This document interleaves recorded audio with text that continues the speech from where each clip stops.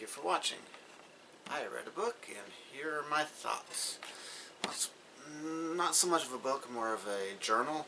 It's The Interpreter, a Journal of Latter-day Saint Faith and Scholarship, Volume 31, 2019. So these are just 321 pages in the Nook format, and it was free. Free Nook book, I can't pass it up, and I recommend you read it.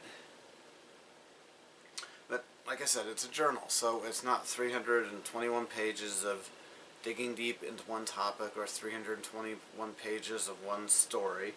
There's multiple essays. The first one is by Daniel C. Peterson, Research and More Research. He is responding to a talk given by President Dallin H. Oaks, wherein Dallin H. Oaks said under certain circumstances, more research is not the answer. If one spouse goes inactive or leaves the church, the other spouse maybe shouldn't worry about researching so much. There were parables or comparisons here between map making, stories about, it might not have been real stories, but somebody who made the whole country a map because they wanted detail in their map. And when you make a map, you're going to need to compromise on detail. If otherwise, you would just end up saying, go there and see what's there, so you can see every little inch of something.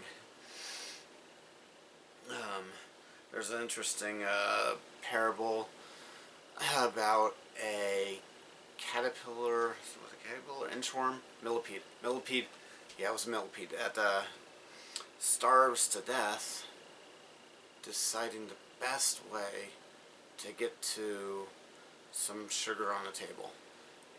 And that's a good parable there.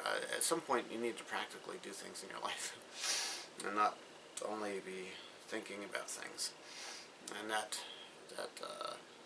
insect, I think it was a millipede in the parable, starves to death because it doesn't do anything but it's thinking about how to get to the sugar and debating the best way to get to the sugar instead of actually getting to the sugar. Next essay, Come Unto Me as a Technical Gospel Term by Noel B. Reynolds. This was a great essay. I highly recommend it. There are some places in the scriptures, some sets of verses, where the plan of salvation is laid out in detail. It goes through the steps. Noel Reynolds' claim a right word to say, the thing he's saying to us in the essay, which he's definitely right on, is that sometimes the scriptures just use one step in that process, certain verses of the scriptures, one step in the process of obeying the plan of salvation and following it as a summary for the whole thing. And yes, scriptures definitely do that. You know, if there's a verse in the scriptures that's, makes it look like there's one little thing you do, one thing, that person that was writing the scripture is not saying do one thing, but they're giving a summary of everything with that one statement. Light and Perspective Essays from the Mormon Theology Seminar, 1 Nephi 1 and Jacob 7. Okay, that was essays about First Nephi 1. Lehi, the first prophet we read about in the Book of Mormon, and his experience, and it brought up Jeremiah and Queen of Heaven, touched on whether we have a mother in heaven or not. Interesting reading. I did not remember as well that essay when I was looking back here to prepare to give the summary. Still interesting reading that essay. Next one, Barriers to Belief, Mental Distress, and Disaffection from the Church. This was an interesting, good food for thought.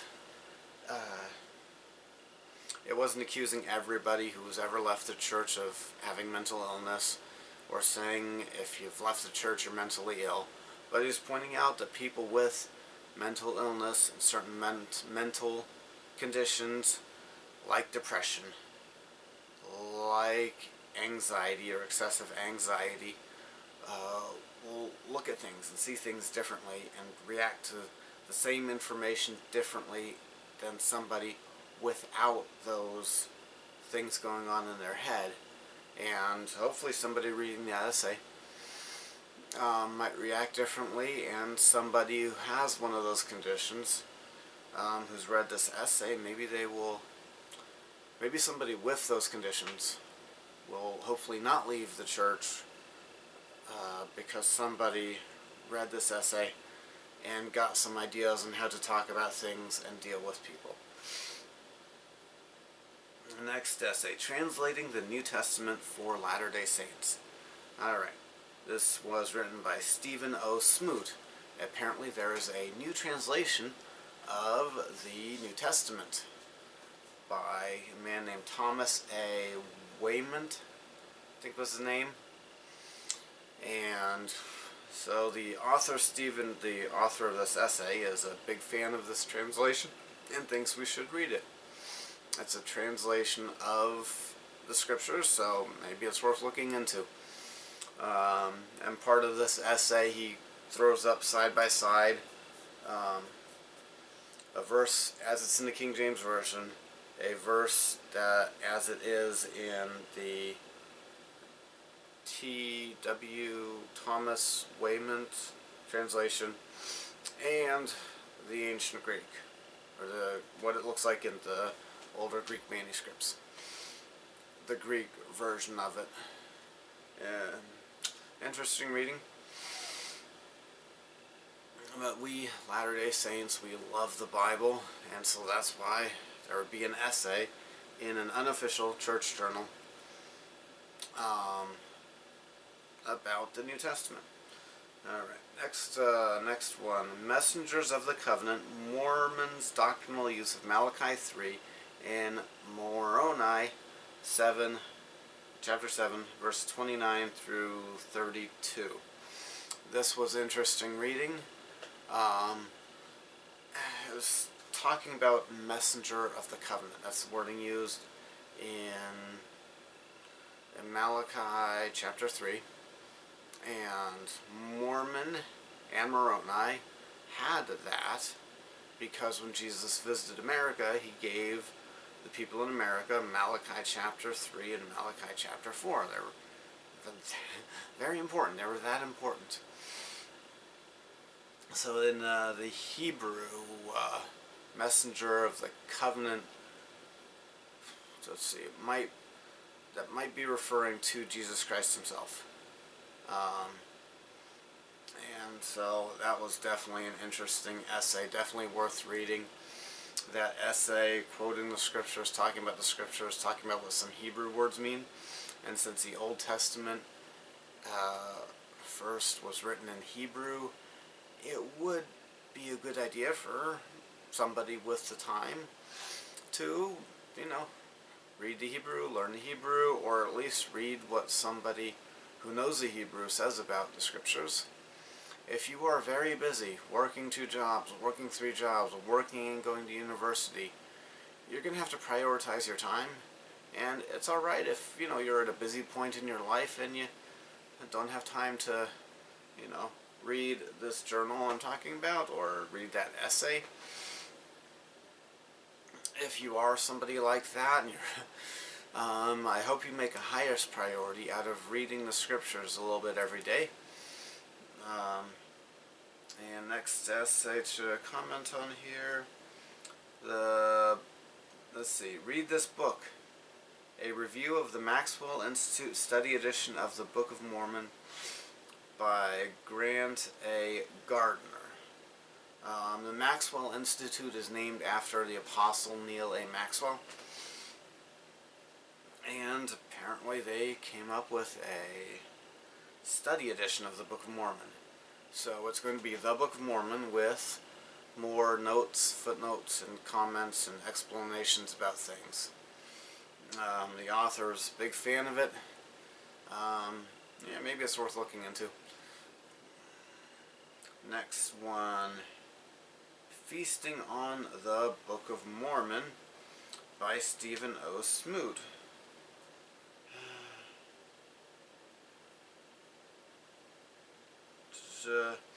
Okay, and there are 2 essays in a row about the Maxwell Institute Study Edition.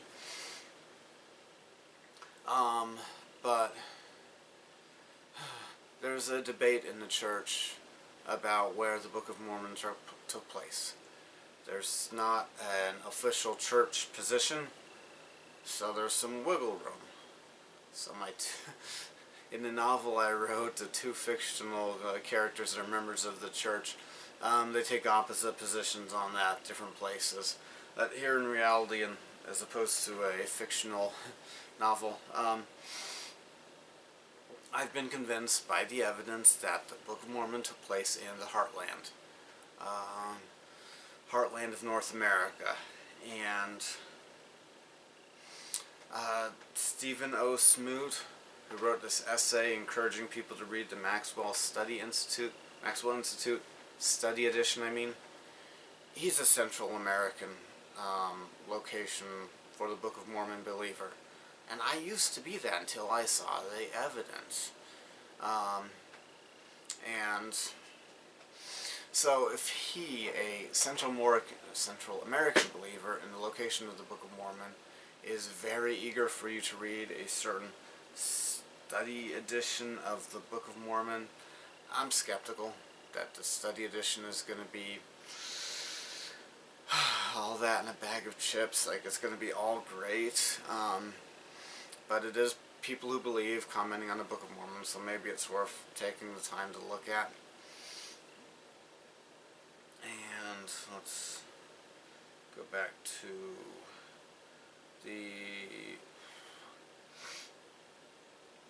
Alright, now I'm going back to the table of contents to read the title of the next essay. After I go through the list of the trustees, the typesetters, the editorial consultants who worked on this journal. There we go. Next one was, this one was great.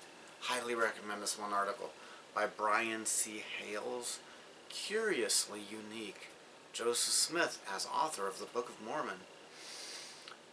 This essay compared Joseph Smith and other young authors, compared their education level, compared how old they were when they wrote their books.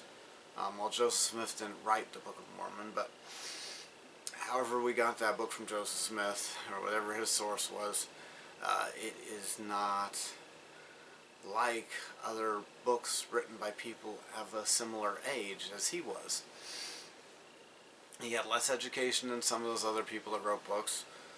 Some of the other people that have written books, these were for the most part looking at older books, 1800s, 1700s. Some of them did have a lack of education, like Joseph Smith, but some of them didn't. But the Book of Mormon is by far more lengthy than most or all of these other books that to which he was comparing them. Let's see. Next one, Assessing Criticisms of Early Age Latter-day Saint Marriages. That essay, I highly recommend, talked about whether the young marrying age of Mormons, of members of the Church of Jesus Christ of Latter-day Saints in the 1800s, was a scandal that should make us leave the church or not. And it's not. It's he pointed out things like the frontier culture is just going to have younger marrying ages than the less frontier culture, the more established older cities and things like that. And next one, I was reminded yesterday to make this video because we drove by a Campbellite church while we were out on family vacation. And this essay is Campbellites and Mormonites, Competing Restoration Movements. Alright. Alexander Campbell and Joseph Smith Jr. were alive. Their lives overlapped to some degree. They both believed in a restoration, that a restoration of the New Testament church was needed. Not just a tweaking of things, but, starting brand new. So they had some things in common. One connection between the Campbellites, as they're called, and the Mormonites is, on the Campbellites, it said Campbellite on the church sign we were driving by yesterday. One difference, they had some things in common. One connection between these two churches is Sidney Rigdon, who was Joseph Smith Jr.'s counselor, was a Campbellite before becoming a member of and then leader of the Church of Jesus Christ of Latter-day Saints. So there are similarities between these two religions and religious founders, and differences, and this was an interesting essay. I highly recommend it to learn more about those things.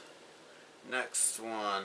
Was Adam a monotheist? A reflection on why we call Abraham father and not Adam. Yes, Abraham, many people would say Abraham is the father of monotheism. That Abraham is the, where the monotheistic religions go back to or claim Abraham as their founder. But Adam, the first man, he was a monotheist. He did not worship, statues. He did not pray to one God when he wanted success in his love life, and a different God for success with a hunting trip, and a different God for success with the harvest, and a different God for success with the harvest of the other vegetable. He just had, one God he prayed to, he believed in, he dealt with. And short summary,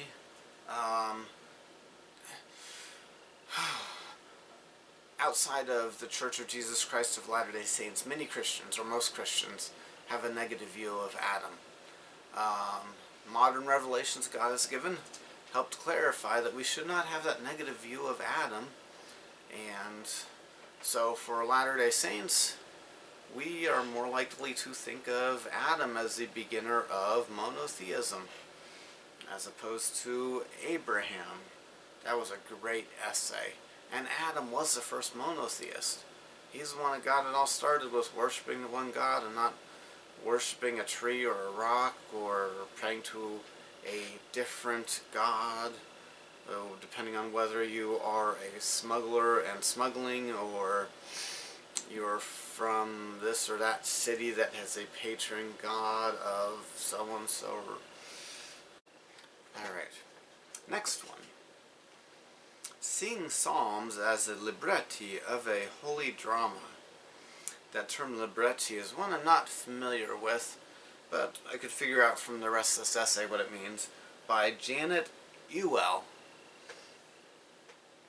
Alright, so this essay, the author was not claiming that every single chapter of the Psalms fits this category, but there's three that she focused on, and I highly recommend this essay.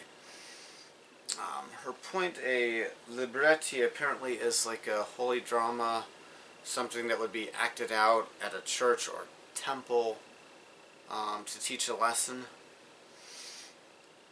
And I'm convinced. So, certain chapters in Psalms, she's saying, make more sense, you'll understand them better. They were designed to be like that, acted out as a drama. And so for part of this essay, she actually takes at least one of them, was it all three of them, one of these Psalms, and writes it, but doesn't only write the Psalm. Writes it with lines around it, And so there's one column on the right side that is the psalm, with lines around it and lines through it, not like covering the words, but lines between the verses, clustering the verses together. And the left side, who might be the narrator or the voice or speaking if it were to be acted out as a libretti, holy drama. It looks Italian, so I'm saying a word with an Italian accent. Maybe that's not the best pronunciation of it. So there's the psalm, the chapter of Psalms on the right, and then the left column would say whether those verses were like spoken by God or God's representative in the drama, or a king, or a chorus responding to a king, or the acting king, or the king in the drama. And it's just, I'm convinced it makes those psalms more clear. And so I highly recommend that essay. Then An Approach to History was written by somebody, his name is Alan Wyatt, who at one point in his life had a faith crisis. And he had a faith crisis, and one piece of advice that he heard somebody say later in life that he wished he would have heard when he was having that faith crisis was, we need to look at the past through their perspective. Try to understand them, where they're at, with the circumstances going on around them and things like that. Good reading. And the next one is, I Don't Have a Testimony of the History of the Church. This person, their point there is not that the church isn't true or we don't have a testimony, but our testimony, the most important thing we think about or have the Holy Ghost tell us about, should be about Jesus Christ, because the church is composed of sinners, and the church is composed of mortal people with mortal weaknesses. And so, there are going to be things that we might find troubling. There are going to be times when members of the church acted inappropriately or something like that.